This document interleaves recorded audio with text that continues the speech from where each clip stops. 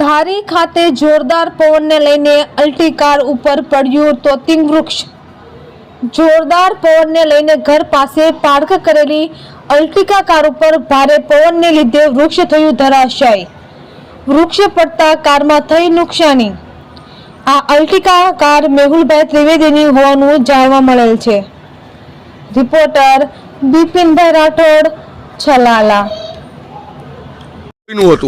ધારીમાં બપોર પછી એકદમ પવનની ગતિ વધી ગઈ હતી, વરસાદ જેવું વાતાવરણ હતું। અચાનક જ લીમડાની ડાળ એક ગાડી ઉપર પડી અને ગાડીમાં નુકસાન થયેલ છે। ક્યાં વિસ્તારમાં બનાવ બન્યો છે? ધારીમાં પશુ દવાખાના પાછળ મેહુલભાઈ ત્રિવેદીની ગાડી ઉપર। અચ્છા, ગાડીમાં નુકસાની જોવા મળી હતી? હા, ગાડીમાં નુકસાની થયેલ છે। બીજા કોઈને વાગ્યું છે કે એવું કઈ છે? હા, જાનહાનિ નથી થયેલ, ગાડીને નુકસાન થયેલી છે। પવનની સ્પીડ કેટલી હતી? 40 થી 50 કિલોમીટરની પ્રતિ પવન ફૂંકાતો હતો। આપનું નામ? નરેન્દ્ર જોટંગિયા।